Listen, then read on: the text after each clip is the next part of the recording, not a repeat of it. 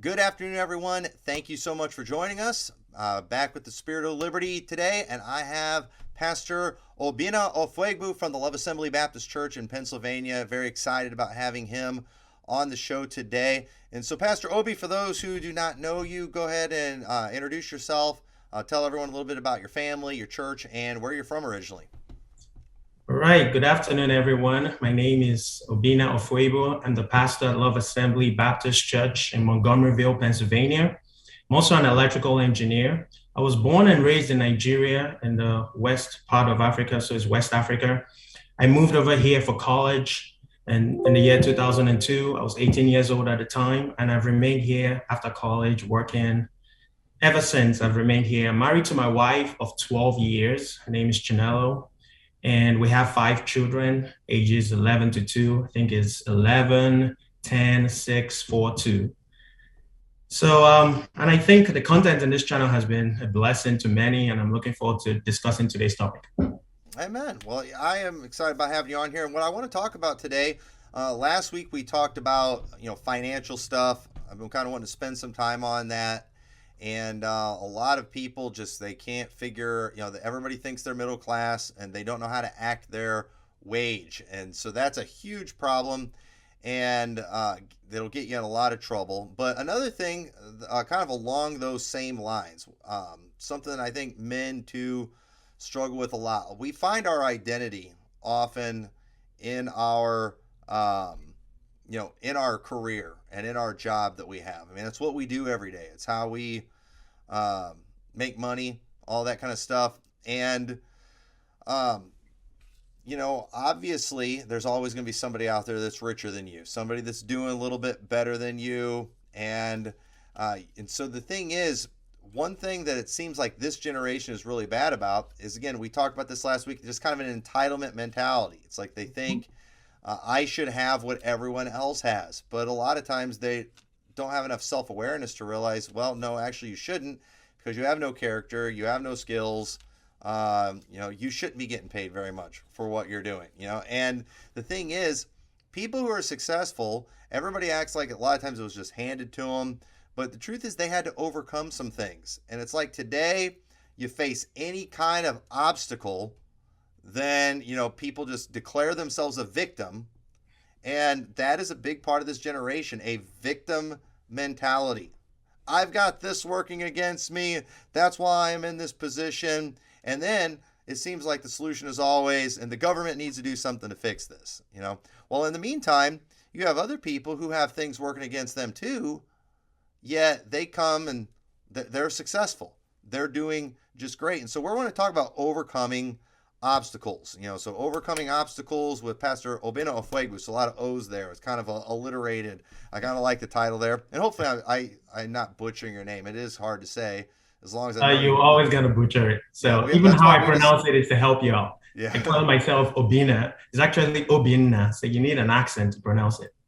Okay. Correctly. Yeah. So I just got to have the accent. But yeah, but everybody, so most of us call you Pastor Obi. A lot easier. Yeah, that works. Yeah, and Obi-Wan Kenobi's making a comeback too, so that makes it easy to remember there. But anyway, so we're going to talk about those different challenges that are out there today, for anyone when it comes to a career and being successful financially. Okay, obviously, let's go ahead and talk about this for a little bit. Being successful, doing the right thing, paying your bills, it's kind of hard right now with inflation. I mean, we've got gas over $5 a gallon right now. Prices are going up on everything. And, there's really no end in sight. Now, with things the way they are, this is a great time if you just want to kind of like give up and declare yourself a victim. A lot of people will be pretty understanding, but at the end of the day, I would personally, I'd prefer to overcome it, and, so, what are your thoughts on some of the just challenges that are out there today, with the inflation, gas prices and all that? People are impatient. That's the first thing. There's a time for everything. And people just want to have everything now because they see, the Joneses having everything now. So they think they're entitled. So it's just impatience. There's a time, as I said, it's time Think about what you need to do now for tomorrow. So that's the second thing. They don't have a vision for the future. They just see and they want. They don't know what is going to happen tomorrow. They don't know what happened. They forget what happened yesterday. They're not thinking about today for tomorrow. They no vision completely. They're just going with the flow. And another thing I would like to put nicely is they avoid suffering. That means they avoid hard work. It's a nice way of saying laziness. People are just lazy. So that's a challenge. You have to overcome that. They don't want to suffer now. They don't suffer early. They just want to enjoy. They just want enjoyment. They see enjoyment around them, so they want it because of all the advertisements, as you say. Oh, you should have this. This is how your life should be. So the Bible says it's good for a man to labor in his youth. So everyone wants to live like they see 45-year-olds living when they're 20. It's not going to happen. You're going to drive those nice cars when you're 20 or have those nice houses when you're 20, but they want it then. So they get into debt. And when hard times come, they cannot overcome it. And they're so much into debt and it, takes over them. Another thing is ignorance, but ignorance is not a bad thing. We're all ignorant at one point. The thing is when you don't know that you don't know, that's when there's a problem. When I came into this country, I didn't know. And I know, or I should say, I knew I didn't know. So I was trying to get information and, dig myself out of the hole I was in. I didn't just call myself a victim or I'm an immigrant. So I don't, people don't understand me. Excuses. How do I get over it? How do I out of it? So letting others tell you what you can do and what you can't do, that is ignorance. That means you don't know yourself or you don't know circumstances around you. And the underlying thing that you need to overcome is pride. Pride. You don't deserve it. Once you understand that you don't deserve it, then you work to deserve it or you work to earn it and you'll be grateful for what you have and be content. So it's just in many words, those are some of the simple challenges we need to overcome. Now, I didn't talk about the praying, putting God first, all of that. I believe we understand that you have to put God first. You have to go with the priorities of God and the purpose of God. But after all that is said and done, what are you doing with your life? Because God gives us a lot of liberties, where to live, what job to work, what career to have, what spouse to marry, all of that. There are a lot of liberties that the Bible gives us. But all these little things, ignorance and avoiding suffering or laziness, no vision, because where there's no vision, my people perish, the Bible says. So all these little things, they play a big part, and pride. Right. Yeah, and so, the thing is, and so a lot of people don't know you, but, I've been around you, I've been to your house, and, it's very obvious that, you're doing well in this country. You've been successful since you've been over here. Yet at the same time, you're somebody who could easily claim victim status. I mean, you're an immigrant, you're black. I mean, a lot of people today are telling us that, America is this racist country where we don't have equal opportunities because it's so much harder for black people because of all the racism, and it's so hard for, immigrants and all that kind of stuff. But, here you are, somebody who is from Africa, came to this country, yet, doing a lot better than most people. And so I guess, in your experience, is America a racist country? And, and I'm not going to get offended if you think it is. Obviously you've overcome it, but I mean, it doesn't seem like you've been held down too much. Or are you just that good at overcoming things? I mean, what are your thoughts when you hear that stuff? Is America a racist country? The simple answer is no. America is not a racist country. But yes, there are racists in America, but America is not a racist country. There are no racial laws that are based on, that I'm aware of, let's put it that way, based on your color, if you're black or white. There are no, in fact, I think America is I don't know how to put it, it's the opposite of racism, helps black people. I mean, help diversity laws, which you could look at as racist to white. I mean, you should represent the amount of the color in the country. So there should be, I think they've gone so far with equality, with equity, I should say. So America is not a racist country. No racial based laws in America that I'm aware of. And I'm not counting the COVID laws. I don't know what happened recently, but because of the COVID relief laws, I mean, black farmers get more money than white farmers. So if you're calling America a racist country, I mean, that is racism. Let's just put it that way. That is racism, but against the whites, not the blacks. So, yeah, people forget that racism goes both ways, right? It's not just white on black. It is black on white. Black people owned white slaves also. And by black people, by white slaves, I mean European slaves. I'm not talking about here in American history. Maybe it was here in American history, I'm not sure. But European slaves were owned by black people in Africa too. So, and even blacks are racist on blacks. It might be called tribalism when there's ethnic cleansing. They literally kill everyone. This is happening currently as I'm talking to you. So America is not racist. Now, discrimination is innate. So people mistake racism for discrimination. So some people discriminate. You should teach your children or teach people not to discriminate by giving them knowledge, knowing that, it's still red blood that flows in our veins. And if you need a heart transplant, they're not worried about if it's from a black or a white, it's the blood type, right? So that knowledge tells you that, we're all the same. So people discriminate because of their outward appearance, what they see, because the flesh naturally wants to associate itself with what it knows and what it's aware of.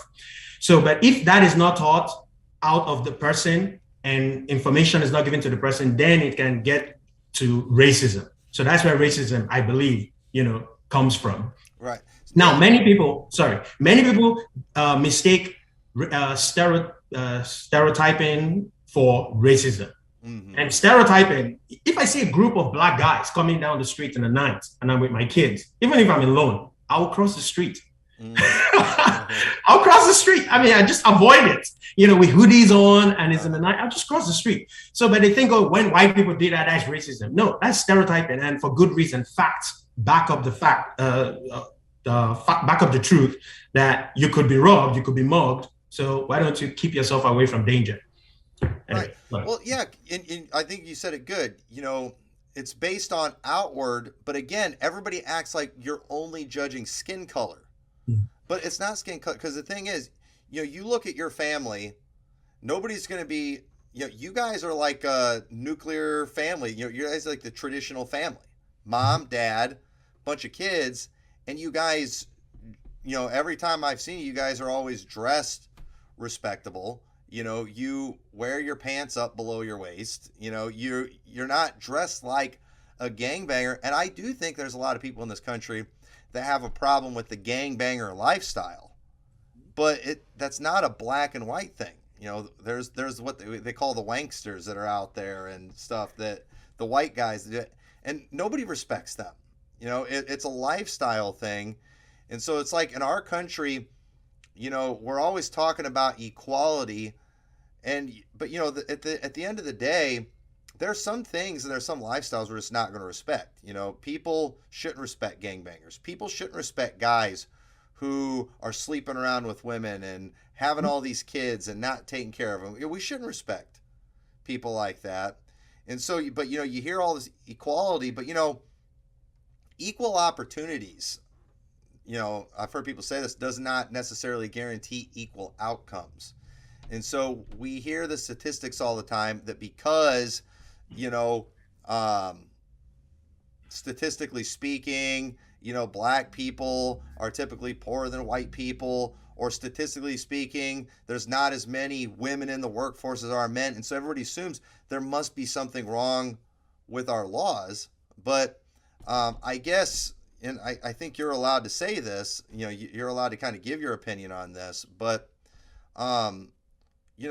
what do you think the reason is for the disparities in the African-American communities and all that kind of stuff? Is it a law problem or is it a cultural problem? Exactly. That is the word. It is a cultural problem. It's not because of their color, and it's not because of the laws. In fact, the law, actually, if you want to say it's a law problem, it is on the other spectrum. It's not that the laws are against them. The laws favor them so much that it actually spoils them, as by taking the good out of them, making them lazy because it gives them so much benefits. So that's comparing equality with equity. Oh, let's help them because they assume in their minds that they cannot, amount to what white people amount to. But going back to your question, is a cultural problem. The thing is, in the South, we have the culture of the rednecks, lazy people, I'm saying generally. Right. So the lazy ones, white trash, as people might call them. And the blacks picked up that culture and just ran with it, right? So made it worse and became a black culture. Ebonics, the way they talk.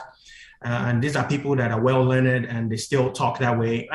And I understand that coming from Nigeria. So I understand that kind of culture, even the way we talk in Nigeria. It's not that we don't know English, but because there are many people that don't know English, and there are many people that speak different languages. So we break down English for the good of everyone. So we talk broken English for people that don't understand English. And so it just becomes a style of talking for everyone with different languages and different skills and different, educational levels. So the black picked up that culture, and that is the problem that they have. It's not the problems of the law. Equality and equity, two different things. Equality is about equal opportunities. Equity is about equal outcomes. So they're trying to force the outcome, which inadvertently produces partiality and discrimination, favoritism, because of we're humans. You're trying to help the poor, which is good. I mean, God talks about equity, being right, but it's usually against the productive in the society, against the wealthy, the ones that are hardworking. So they discourage them. They discourage them by taking up their goods. It's like socialism and giving it to other people, or reducing the opportunities that they have. Instead of everyone having equal opportunities, they reduce other people's opportunities just to help, and they call it equity. So, for example, my kids, I'm shooting for an equal outcome. I want all of them to be successful. I don't want some to be more successful than others. But I provide equality. Those that spend more time with me would get more from me. Now, in the beginning, they're children, so I'm talking with them and trying to provide them equal time. But some of them come more to me and talk to me about different things, the older ones anyway. So, but they're getting more and more from me. And that's the same with God. I mean, God gives us equal opportunity. He says, ask and it shall be given unto you, right? Ye ask not, ye have not because ye ask not. So you're seeing another Christian benefiting from the Lord, and you say, oh, it's because of this, or it's because of that. No, he's asking, he's reading the Bible, he's knowing the will of God. So it's the same in this world. I mean, God uses natural things to teach us spiritual things. And people, the opportunities are out there, but they want equity. They want people to favor them and help them equalize with the hardworking people. That's really good, because it is true in the Bible. You have, even with Jesus and his disciples, he had John, the beloved disciple. Now, what was so special about John? Well, he was the one that laid on Jesus' breast, and it seems, and it's very clear in the Bible, the closer we try to get to God, the closer he gets to us. And so he offers it to everyone, but not everyone takes advantage of it. And obviously America, it's not a perfect country, but I do think it's a good enough one that it provides opportunity for everyone, and you have people that put in the effort to make things work, and then you have some that don't do anything, and they get nothing out of it. And so one of the things that I've noticing a lot, because I mean me, I'm as American as they get. I'm white. I have generations going back as far as I know, all in America. But at the same time, one thing that I've seen a lot of, and a lot of the actual racist people sometimes will point these things out too, but I feel differently than they do, is so like racist people, they will often see people from these other countries and other skin colors coming over and being successful, and they get mad, like, oh, they're taking our jobs, they're doing this. But at the same time too, I'm always like, how come people from these other countries that we act like we're better than, and therefore because we're better, we're smart, we got all these things going for us. How is it that people from these other countries are always coming over here and just schooling Americans in everything? And so I guess, I know you're pastoring in America, so maybe you got to be careful about how you say some of these things, but at the same time, why is it so easy for other cultures to come over to our country and outdo us in everything? What is wrong with us as Americans? Are we just dumb, uneducated? What is it? Ah, it's a host of things. It's the American spirit of entitlement. So, oh, we're Americans, so we deserve this and that. Why? But let me look at it from the side of an immigrant or a foreigner coming into the country. So I come into this country, I know what I'm here for, right? I'm not here to play. And I came in with a student visa. So if I don't go to school for more than 6 months, I'm not in class, I'm not in school, having at a minimum of 12 credits. So if you know what that means, like you have to take about 3 classes or 4 classes while in school, not just one class and working. So you have minimum of 12 credits, I'll be sent back, I'll be deported. So I know what I came for. I know the professions I came to do, right? So it has to be a professional degree because you didn't come here to learn gender studies or how to cook or, so you came for a professional degree because you want to maximize the time, the money you're spending. So we have a purpose, we have a goal, we're driving, for that. And we've come through hard life. It's unfortunate. American life is easier. It is easier. I mean, we're living like kings here. And we've come through hard life and we don't want to waste any opportunity that we have. So that's mainly the difference. I mean, some Americans realize this, some that are well-trained, and they realize it and they know what is out there outside America. But many Americans that I met when I came here initially, they had not even left their state. Some of them hadn't even left their city. Some big, large cities like Philadelphia, they don't need to leave Philadelphia. They school there, they go to church, they go to work. They never left Philadelphia. So they don't know how life is outside even their state, not to talk of outside America. So many people are ignorant, and that's the thing. They don't know the advantages that they have in America, while foreigners are coming here looking for the advantages, and they are still limited. Like all the challenges that I had to face, we're still limited, but we maximize the ones that we have. So it's just a determination, knowing where you came from, not wanting to suffer as much as you suffered, and using up the opportunities that are in America. Yeah, I think you nailed it. It is the entitlement mentality because, again, we're talking about overcoming obstacles. But again, when you feel entitled for something, when something blocks you, you just quit and you give up and you cry about it, where you're supposed to just overcome it. You're supposed to just get over it. And so I guess, what do you think were some of the challenges that you had, that you faced? Because, I mean, I'm sure there's things that you had to deal with that we haven't. For example, being an immigrant, being black, being, whatever. I mean, what do you think were some of the things that you had to specifically overcome that most of us, Americans haven't had to deal with? My accent, to start with. Right now, you think I have a bad accent, or you might think I have a bad accent, but trust me, it was worse than this. I mean, literally, people couldn't understand what I was saying. And I came straight here to college. So imagine going to college campus, freshman, and all these guys, I mean, these are college students. So, they're just living life. They don't even have a major. Like they come into college, oh, I don't know what I'm doing. Wait, you're paying thousands of dollars and you don't know what you're doing. Anyway, they're just having fun. So they didn't have the time to even try to understand me. So my accent was a big challenge for me. I had to learn the slangs, the way, the method of talking. I didn't know baseball to save my life, but everything was home run and, get to the bat or something. Like, what are you talking about? First base or pitch it. I'm like, I don't understand what you're saying. So just understanding people and people understanding me, very different. I had to learn football because I was in Philly. The Eagles were having a good run. Because I didn't understand. Everybody was talking about football. So I had to learn different things. And that was a huge challenge, just changing my way of life. But I didn't just, crawl into a corner and give up and say, oh, I want to go back. And there are people that went back.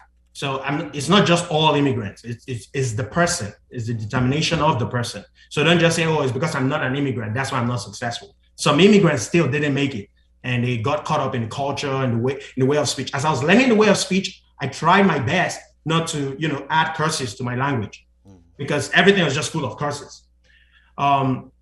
So another challenge I went through was shallow rooted relationships. My relationships were just that's my friends. They're just based on, a class or maybe a sports team, pickup game or something. Just shallow rooted. So I go back home and that's it. Unless I go back to the class, if I don't attend the same class person is attending, that's the end of that relationship. While other people had relationships from like high school, and they could have fun and just have a full life. How about that? So it's something I had to overcome because my relationships were shallow. People underestimate relationships. They help you, and that's the importance of church attendance. It's for you to build relationships and have a meaningful relationship in your life, not just work relationships or your neighbors or things like that. And so long-term ones are a huge advantage too. Yep. I try to keep up with my friends from Nigeria, but how long can you keep up a long distance relationship? After a year or two, no one, we stopped calling and stuff like that. And unlike then, we didn't have Facebook, or I joined Facebook when it was very early, when only college students were allowed to join Facebook. And when it got crazy, I left. Anyway, so I didn't have relatives living around me. You can't just go to grandma's house or uncle's house. It's your parents or your siblings were renting an apartment. So I didn't have all this. I couldn't just travel for Thanksgiving. I couldn't. It's just staying where you are. I had to overcome all of that. Then I had limited rights. I was looked at as a second-class citizen, as an immigrant. Since 2002, it was just late last year that I got my citizenship. So almost 20 years I've been in this country not being a citizen. So I didn't have all the rights. Now, a citizen might not know the rights that immigrants don't have. They might just think, oh, it's voting. But it's more than that. It is what kind of jobs you can work, what kind of projects you can get on. Even while I was working in my place of work, there are projects I couldn't get on unless I'm a citizen. So how long can you work? On my social security card, there's a writing that says not authorized to work without INS authorization. So not for work without INS authorization. So I can't just go anywhere and work while I was in school. I had higher school fees. So no matter what, I'm paying out of state. I was not able to bear arms. I know people be like, yeah, who cares? But it affected me, and I can tell you that later on. I was not able to bear arms or buy firearms or anything. I had no financial aid. So government was going to give me financial aid. Think of it like the benefits that veterans have. You look at veterans' benefits. They'll ask you, are you a veteran? So to get benefits, you say no, as if you're not a veteran. And you understand why the veterans have those benefits because, they worked hard, they earned, they put their lives on the line. But as immigrants, it's like, are you a citizen? No, but what's the difference? Like, because you were just born on this soil. That's it. There are some Nigerians that travel here, give birth to their children, and travel back. Now, those children who come to America, and are you a citizen? Yes. It's just because you were born on this soil. So people don't take advantage of that. They just, I'm a citizen, and they don't know the benefits that comes along or that comes with. Another thing is no money. Money runs out when you're paying school fees. Money runs out when you're paying, for example, my citizenship. It wasn't just a one-step process. As I said, it took 20 years, and I've been working towards it. You first have to graduate school, get a job will file for you, you pay for lawyers, you get OPT. I'm sure many people don't understand all this, but you get OPT, you get your green card, residential, and you're paying for lawyers to do all these steps, and lawyers are not cheap. Then I was denied one time. I had to file, just filing, and it takes time and years. So, and money. So, but money again, because of the jobs I'm allowed to work or not allowed to work, it changes your lifestyle. I mean, in Nigeria, I never really entered public transportation. It was fun thing to enter public transportation. Just like my kids now, I'm sure if they enter a train, they'll be like, oh, that's so cool. It was fun thing to enter public transportation. But when I came here, that was my mode of transportation. Like there was no other option, or you walk. So it changes your lifestyle, what you eat, different things. Then this, I don't even tell many people don't know about this. I went through depression. just feeling, what am I doing? How is my life? Like your life just completely changes. As I said, no friends, no, the change, just moving from another country to another country, moving across the pond, as they'll say, it really affects someone. So you go through depression in school, especially if you're not doing as well in school because of all the stress you're going through. You still have to pass your classes. Yeah, how to overcome all those, and those are just a few I want to mention. Wow. Yeah. See, and that's a lot of stuff people take for granted too. And the thing is, I've noticed is a lot of the first generation Americans, people who came to this country and became Americans, they typically are hardworking people, they're successful, but then a lot of times it's the next generation, they get that American entitled mentality, and then they're just completely worthless, And so, I guess, what are some things that you're doing to make sure your kids don't become like Americans and have an entitled, you want to be Americans, but don't be too much like them because we got some problems, Yeah, I understand that completely. When we came here, my parents, my mom especially, she used to pray a prayer and say, God, please don't let my children have the spirit of America. I didn't really understand what that was until, after a while being here. But, the American spirit, or the spirit of America, that's what she called it. And it's the culture. It's picking up that bad culture of America. It's not that American spirit or American culture is bad. It's just the bad parts. What she saw that is very disrespectful, just different things or things that she didn't like. So how am I helping my kids not to have the spirit of America, as it were? It's the same training. There's no magic trick to it. There's nothing different I'm doing that an American wouldn't do to their own children.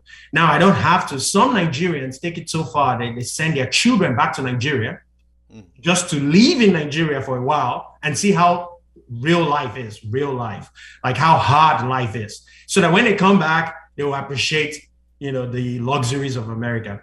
I don't believe that's the way to go. In fact, I advise against it to the Nigerians that have talked to me about it, because it's not that it's wrong to do it. Is that if you send your children, go with your children. So you train your children. Don't let life train your children. It's not like back in the days where you go to boarding school and everything will be fine. These days, the days are evil. Let's put it that way. Anyway, I make sure they understand God's purpose for their lives. That's the first thing. It's not just the American dream. It's God's purpose for their lives. And they do not deserve anything. You don't deserve anything. That's one thing I drill into their heads. You don't deserve it. You don't deserve it. You're crying for a toy or something. You don't deserve it. And I make sure they understand that. In our Bible studies, every time, they know that they don't deserve anything. And another thing is, college is not the only way. Yes, I went to college. It's a Nigerian mentality that you must go to college to be successful. And it's now a world mentality too, that you must go to college to be successful. But college is not the only way. Now, college will be their choice, but I'm not paying for it. So if you're going to go to college, you better know what you're doing in college, because you're paying for it. I would help them, assist them, even in trade school or anything they want to do. But if you're going to college, you're going to pay for it. And I'll make sure they're older. They're not going to college like 16, 17, or, let them be 18, let them be like 20. They've done some things. They've seen life. They've gone to work. They've paid taxes. And I'll tell you, if you want to go to college, that's fine. You're grown up. I mean, I can only advise you at that point. So it's not just, I'm going to college and that's how I'll be successful. And that's one of the things that got me in depression when I was not doing well in college. I was like, that means my life is going to be ruined. College is not the only way. And it's not just about making money.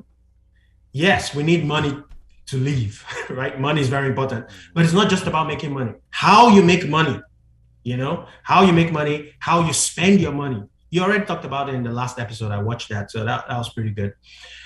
Then that is not your friend. In Nigeria, everything that anyone has, they've paid for it. Food. You have a house, you've paid for it. You have a car, you've paid for it.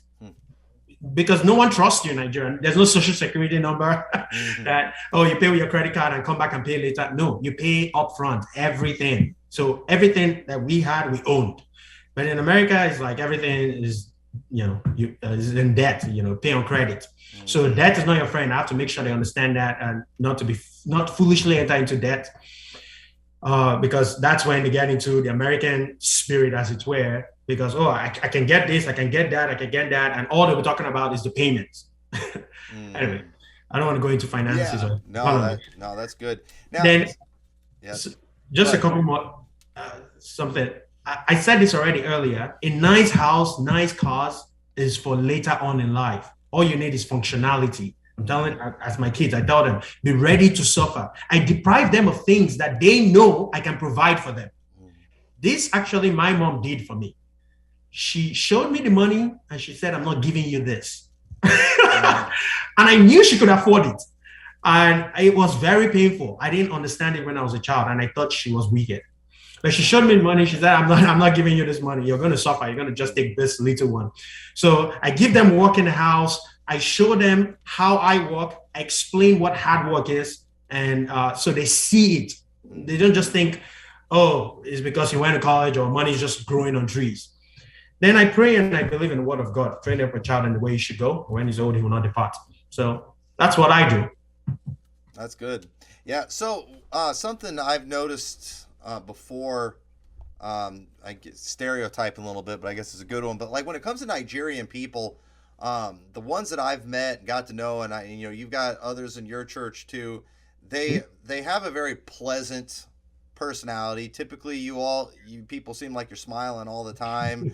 Especially the ladies too. I mean, I've been places too, different businesses, and there's Nigerian people, and they are just some of the most pleasant, seemingly happy people that I've ever met. And it just I feel like there's a great appreciation in that culture for what they have. And but then too, a lot of times you don't see that with many people in the African American community, where they're always talking about racism and oppression, and just have really bad attitudes towards things. And I guess, how do African Americans feel about Africans that come over to America too, especially when you're successful? Because I mean, in reality, they should have you totally beat, after all these things that have been done for them and all the welfare programs, and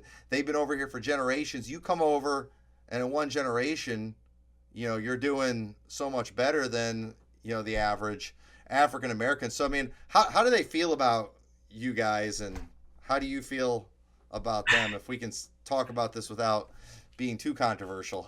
It'll be difficult, but first of all, okay, I've been through the spectrum, because when I got here first, I was, they could relate with me more. I'm talking about the African Americans. They could relate with me more. And it's not all of them in general that I'm right. Going to say negative things about. There are some that are very good and they understand, but there are many of them that are ignorant. Many of them about the Jesse Jackson, Al Sharpton wing. Yes, that's what I'm talking about. Yeah, we're talking about the Democrats. Yep. That's exactly what I'm talking about. And, they look down at me. They make fun of my accent.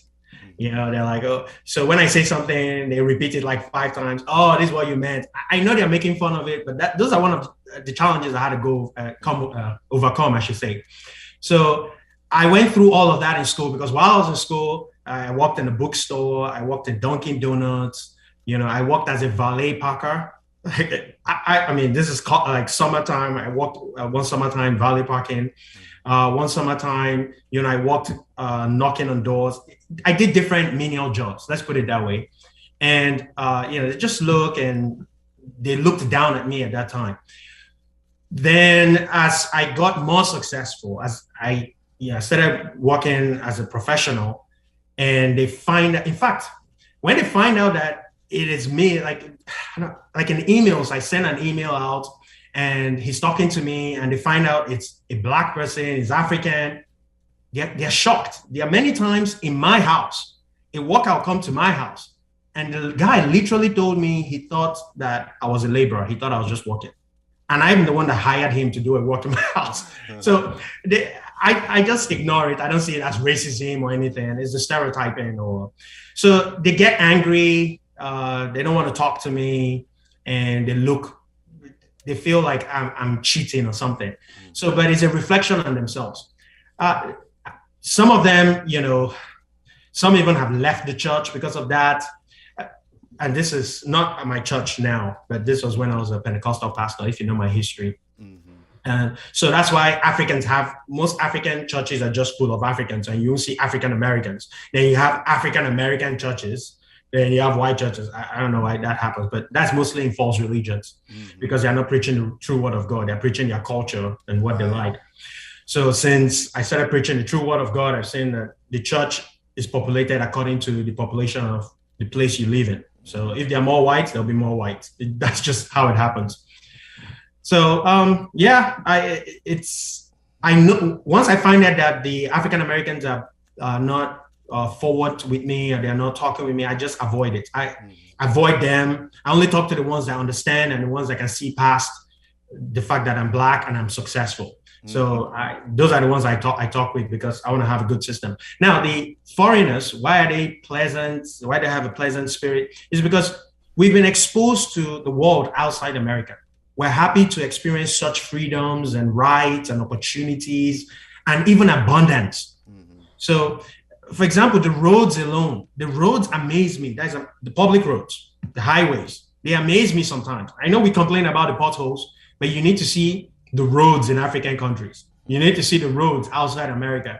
They are horrible. They destroy your cars. They cause accidents, no signs. I mean, when I came here and I was driving the first time, I was like, no wonder people sleep while they're driving. It tells you everything, every bend, what speed to use, everything.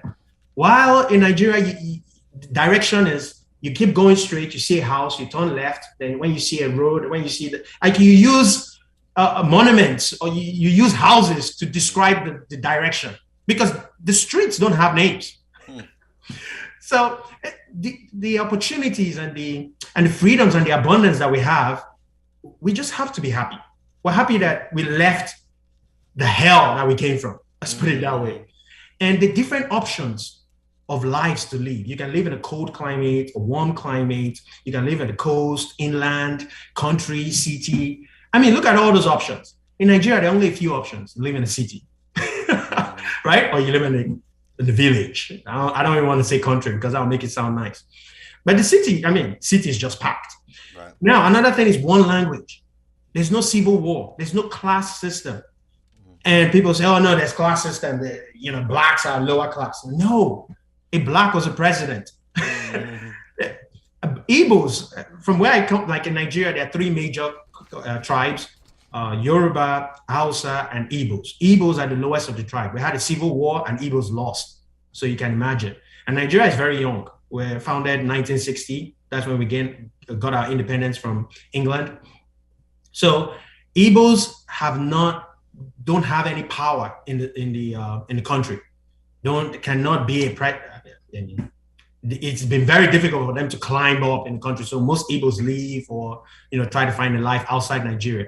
So imagine leaving Nigeria and living that kind of system, and you come here and everyone is looked at as equal. You have rights, no laws against you because of your race.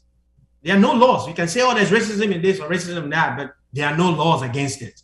So all races of all types, America has that. So you can be successful in what you are good at. Look at the Olympics. You see a guy called, you see a guy looking like an Asian playing for America. You see two Asians and one is American playing ping pong. You're like, what? America has all races to represent the country. So it's very easy to be successful. And it is truly easy. Someone that is not smart academically in Nigeria comes here and is getting scholarships. Of a truth, I know that even in my family, my sister, she wasn't the smartest in the house, but she came here, she got scholarships and different things. I don't want to go through all of that. My brother, my younger brother, when he came here for high school and he was a valedictorian. I mean, I'm there's no knock on him, don't get me wrong, but in Nigeria, it's very difficult to be the best in your class. It's very difficult, but here is so easy. So imagine working while I'm in school, trying to make a living and still passing my classes. If all I had to do, I had financial aid and all I had to do was study, I mean, I would have been scholarships, Dean's List consistently. I still made the Dean's List, but I would have been Dean's List consistently. But you look at the college students and they're going to one party, to the next party, to the next party. So. Well, I think, yeah, I think maybe they have something in sending their kids back to Nigeria. Maybe that's what all Americans need to do. I mean, I will say that Americans, we're the most clueless, I think, in the planet when it comes to other cultures and things that are out there. I mean, just the fact that, the people have the expectations that they do. It shows how disconnected they are from reality. The things they expect our government to do. The fact, too, that even that they think it would be good if the government took all our guns. It's like, have you not studied any history? Have you not looked at any other country? And the truth is they haven't. They've never visited other countries. They've not seen how other cultures live. And to have that just entitled attitude, because you don't have this and this and this, you've got a terrible government. Well,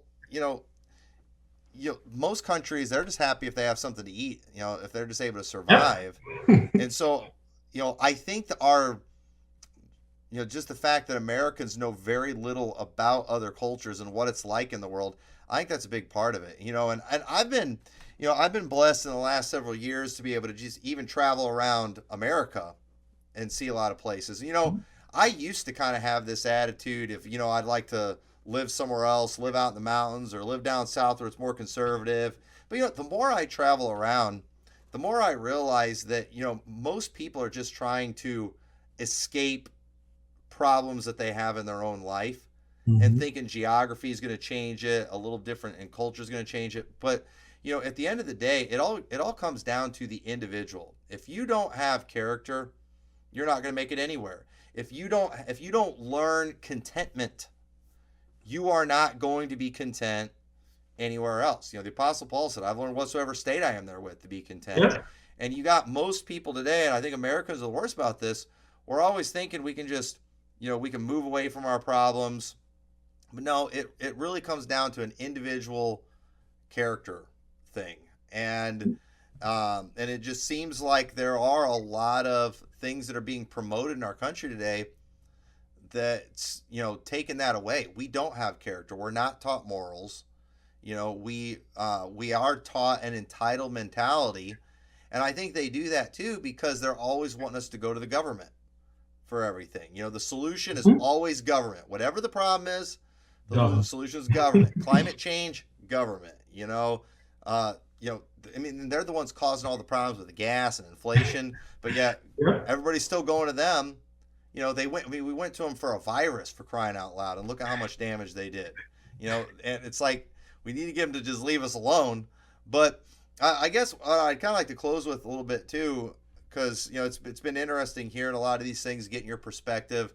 I think people need to hear stuff like this again, just so they can understand that the world is so much bigger than just you, and there's a lot of other things out there. But we had an interesting conversation, I think, last time I was out there, where you were talking about just how things were in Nigeria, because you have the classes, and you were from more of a wealthy class there in Nigeria, but at the same time too, it wasn't that great, because of the dangers and stuff there. And it and a lot of the stuff that you told me in that story too, it was just kind of foreign to me and kind of hard for me to grasp, I think, as an American. But I was wondering if you maybe share some of that a little bit. Just I told you a few things. What we're talking about. Yeah, I told you a few things. Are you talking about the armed robbery story in Nigeria? Like you were telling me, how the people, when they were going to come to rob you, they would literally tell you, "We're going to come to rob you." Yep. You can ask any Nigerian. It is amazing. That was weird. Okay, so robbery in Nigeria, armed robbery. I mean, they can kill you in broad daylight and no one will do anything. So they're coming to rob you. They'll leave a note, or they'll tell you, "We're coming by 8 o'clock in the evening to come rob you, so make sure you're home."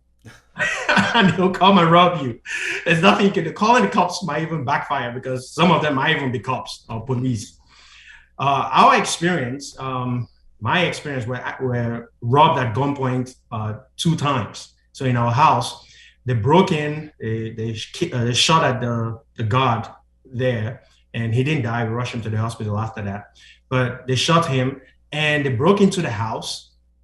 I'm just going to paraphrase the story, shorten the story, summarize it. I hid in the wardrobe, in the closet, and they didn't find me, but they found my sister, they found the little ones. I'm not going to describe the whole story, but they robbed us, they cleared everything in our house, and they said they're coming back for the cars. So when fortunately or unfortunately, my parents were not around. They went out that night. They were not. It was in the middle of the night, so they had all night. So when they came back, I told my parents exactly what they said, that they're coming back. But I was a kid. I was 14 or so, or 16, and they ignored me. 2 weeks. 2 weeks after that, those guys came back again. This time my parents were around. They hit my dad with a gun on his head. They robbed everything again, and they said they were coming back again. And we're reporting to the cops after this. We don't want the cops to do anything. We're just telling them that this is what happened, because the cops might be part of it. There's corruption everywhere. For example, I got my driver's license as a birthday present. Yes, imagine that. That means no driving test, nothing. It was just paid. Cops pulled me over, and the first time I was pulled over, the guy, with his guns and everything, the guy told me, "Come on, open the trunk." I opened the trunk. He's like, I'll speak it the Nigerian way. Say, "Oga hafa na Christmas day near now. Oga hafa." It's like, Oga means big boy, or sir, boss man, So how far is like, help out now, like what's going on? Like Christmas is near. He needs to spend money on his family. That should help him out.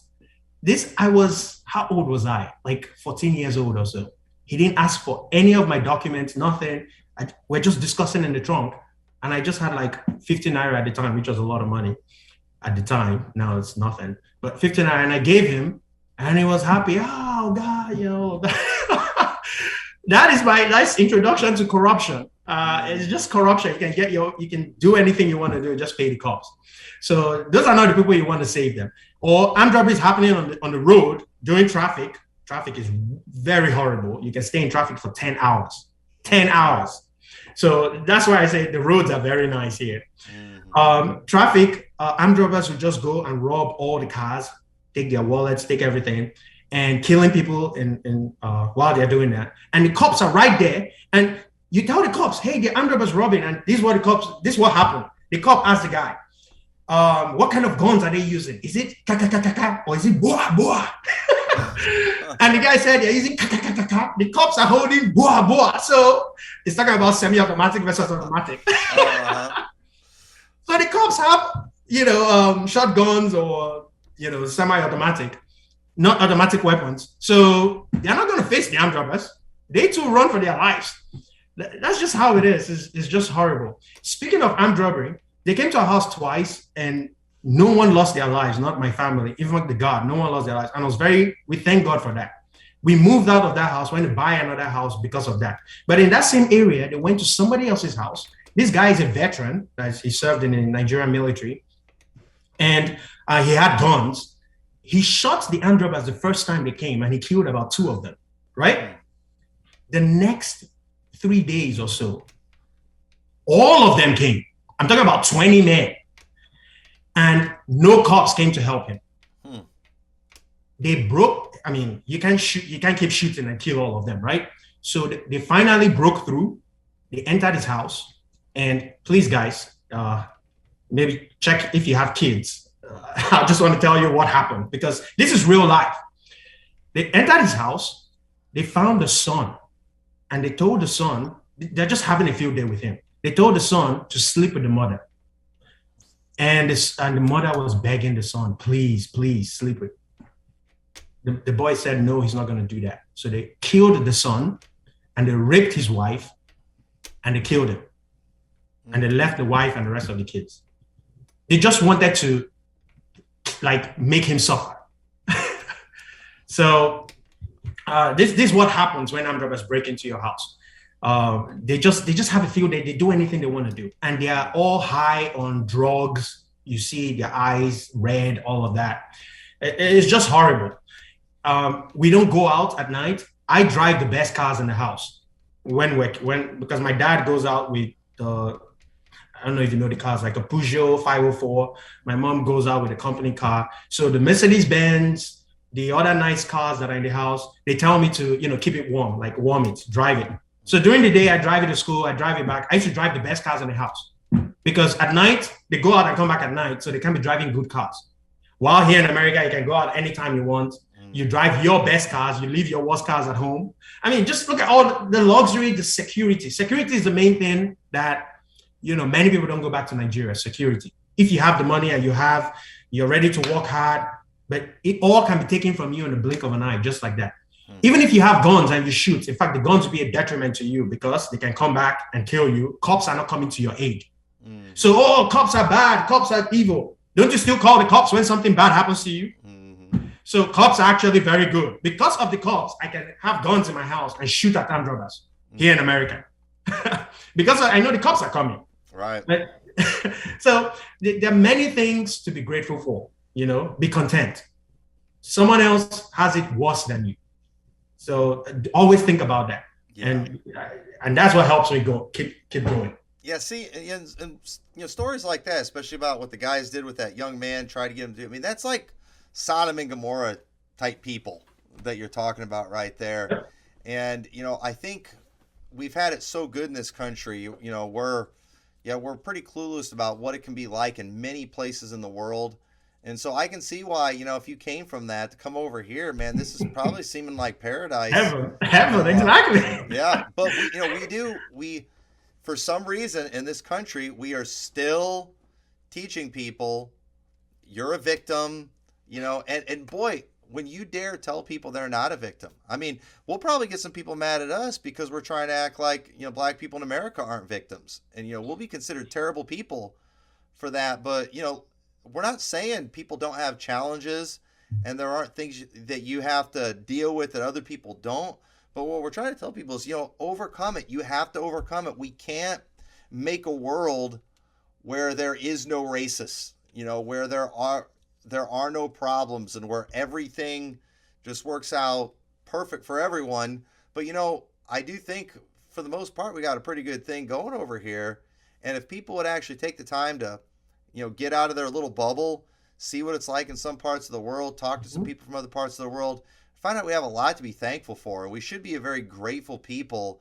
And, and in Romans 1, one of the things we see, it says, neither were they thankful, but became vain in their imaginations. Their foolish heart was darkened.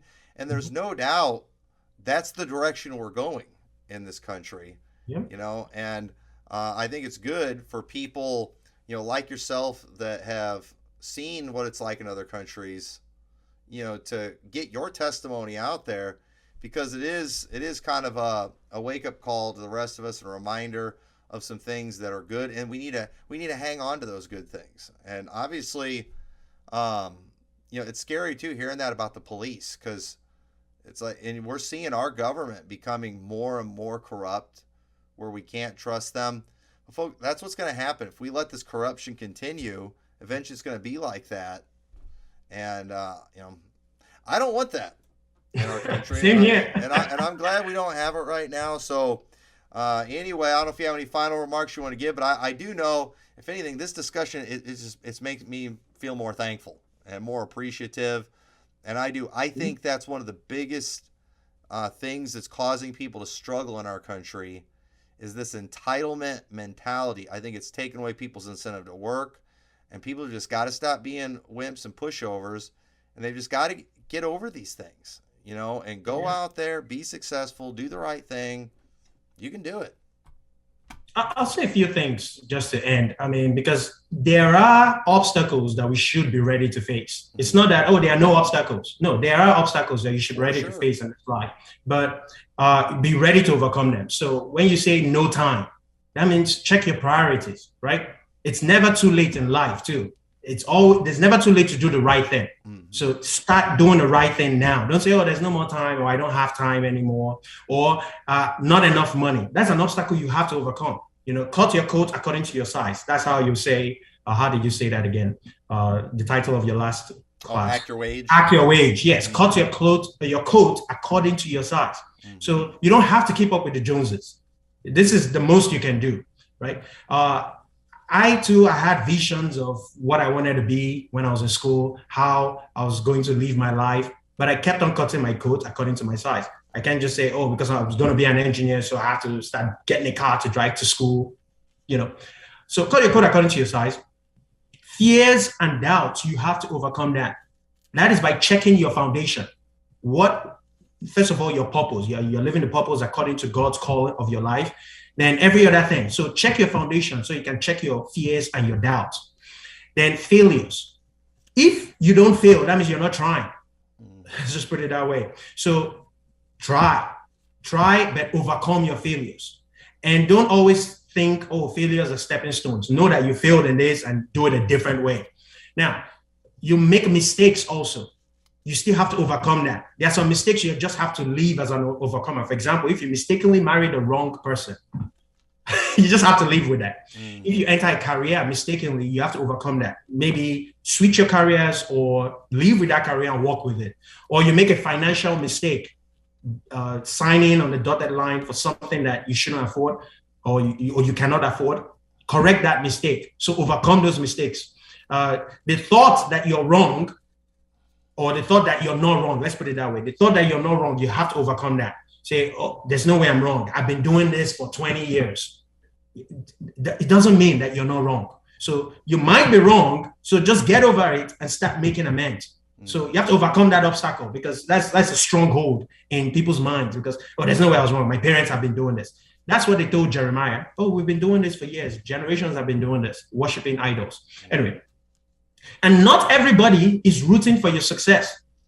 Not everybody. Your failure makes people feel better for themselves. Like they make them feel better because they see that you have failed and they're like, oh yeah, they feel better. Yeah. So bad news travels faster than good news. So think about it and overcome the fact that not everybody's rooting for your success. So people want you to be below them. And things to help you to be grateful, keep your vision in mind. No matter what you're going through, I always had in mind what I was going to become at the end. I knew this is just a phase. I even tell my wife this. She's like, fed up, like not fed up, but stressed out with the kids. And I just tell her, this is just a phase.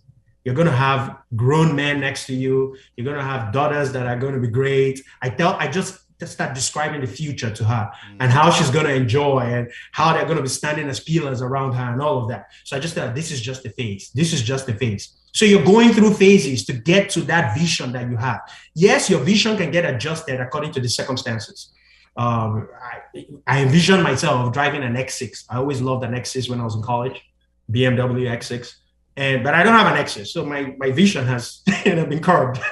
But I was like, I'm suffering now, but I'm going to be driving a nice car, and be ready to put in the work. Yes, it's not just having a vision, having dreams. A dream will remain a dream if you don't, set goals and accomplish those goals. It will just be a dream. So, but keep that vision in mind. Then what we're talking about, research life outside America. It might not be easy for us to travel outside America. But if you can travel outside, visit if possible as a vacation, but don't just go there to enjoy and look down on others. Go there to see how they are living their lives. Yep. It is horrible compared to what we are living, how we are living. It is horrible.